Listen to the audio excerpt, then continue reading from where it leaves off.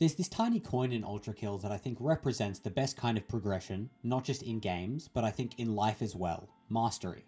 But how does a game about a hyperactive robot that's given every weapon and movement tool known to man to descend into the depths of hell make such interesting commentary on life? Well, it doesn't really, it's mostly just concerned with giving you a really fun time. However, I think that the reason this game, as well as many other things I adore, are so fun is because of this little battle pass system going on in your brain and your fingers. Mastery and the beauty in it. I'm going to spend the next 10 or so minutes talking about why I think ULTRAKILL, and some other games, are perfect examples of this concept, and why it's a valuable thing to consider in our day-to-day lives. I will be spoiling ULTRAKILL obviously, but also Sekiro and League of Legends, so watch out. In case you're one of the only people that hasn't heard or seen anything from this game, I'll very quickly try my best to catch you up to speed.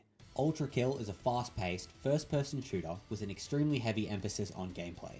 Meaning, it's less about giving you cinematic set pieces, and more just giving you lots of things to click and keys to press. Because of how the game is designed, it's easy to pick up and play for a casual player, but hard to master and pursue all content. It's incredibly charming, creative, innovative, and interesting. To give it a meaningless score out of 10, I'd give it about a 9. If you haven't played it, go play it. But anyway, back to what I want to talk about. There's this idea of 10,000 hours to achieve mastery that many people have heard of, mostly in regards to real-life skills. But I'm not a big subscriber of this idea for two reasons. One, I don't like the idea of gatekeeping video games and other less well-known, less practical skills. And two, I think that this idea of 10,000 hours implies that you achieve this sort of prize after enduring some punishment, which I believe totally misses the point.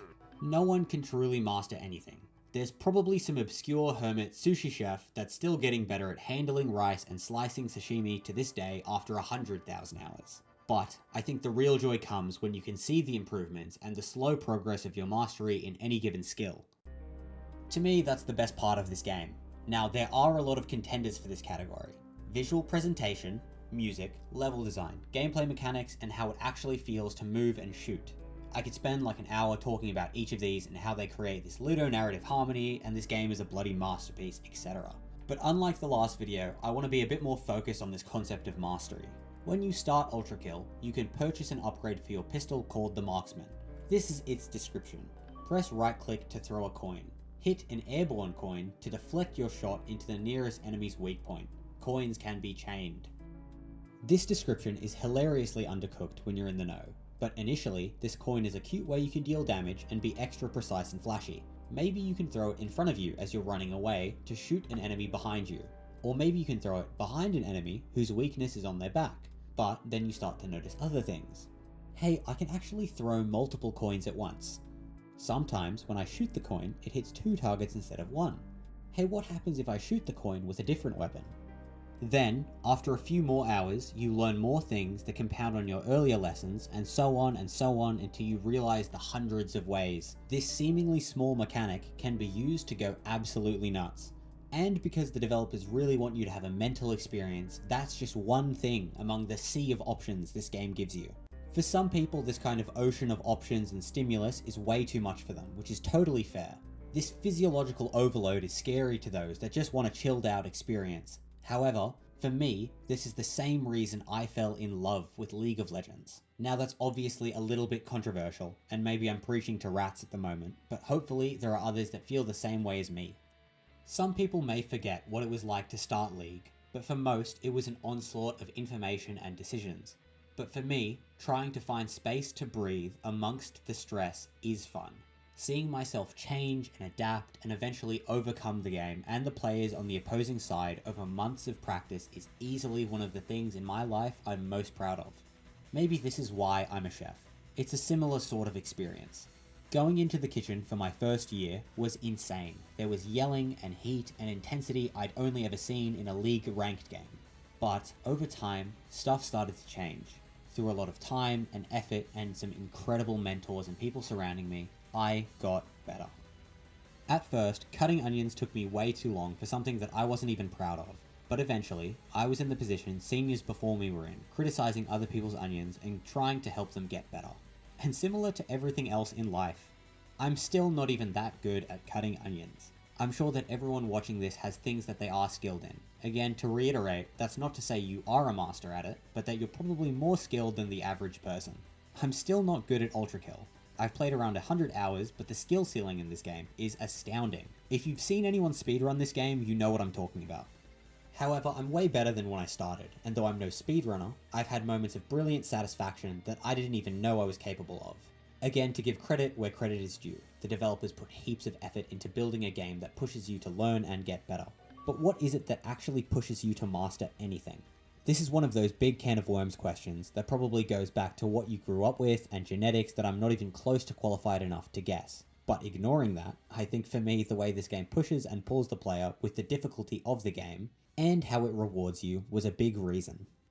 Rewards are a weird thing. I'm not talking so much about new guns or new content, more so I'm talking about things like the sound of shooting a coin, or seeing the giant ULTRAKILL text when you've got a combo going. This to me, coupled with how the game is presented, is extremely important, and fortunately for the game, it does both to an incredible standard. The visual flair and charm from the art direction and the banger after banger in the soundtrack bring this game from some dumb fun to something truly special.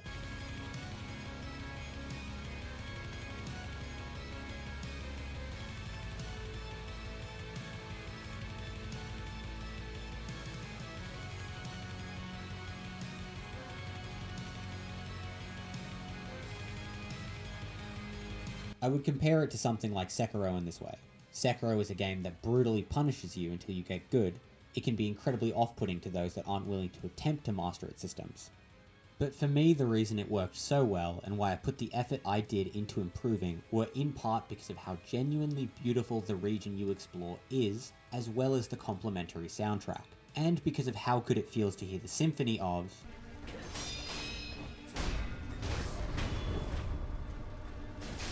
though I prefer the orchestra in ULTRAKILL.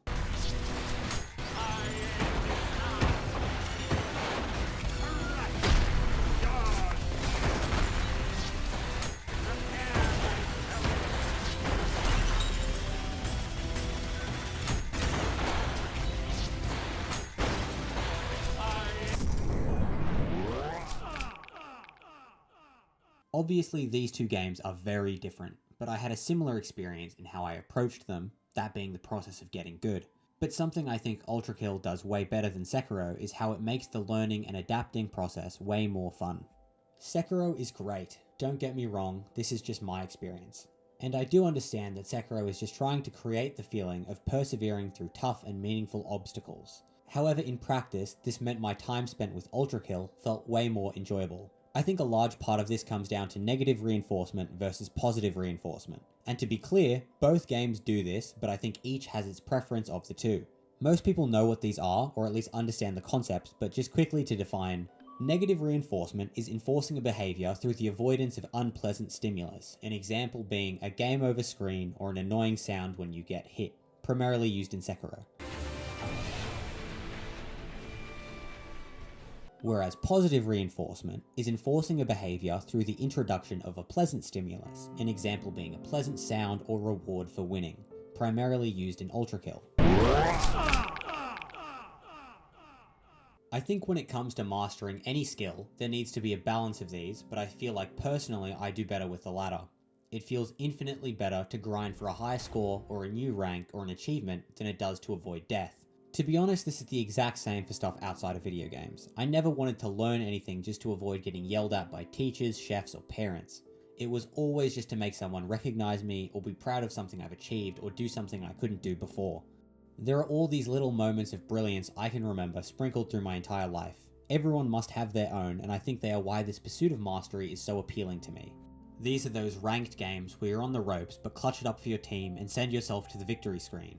Or when you've downloaded the boss and give yourself the satisfaction of effortlessly deconstructing them.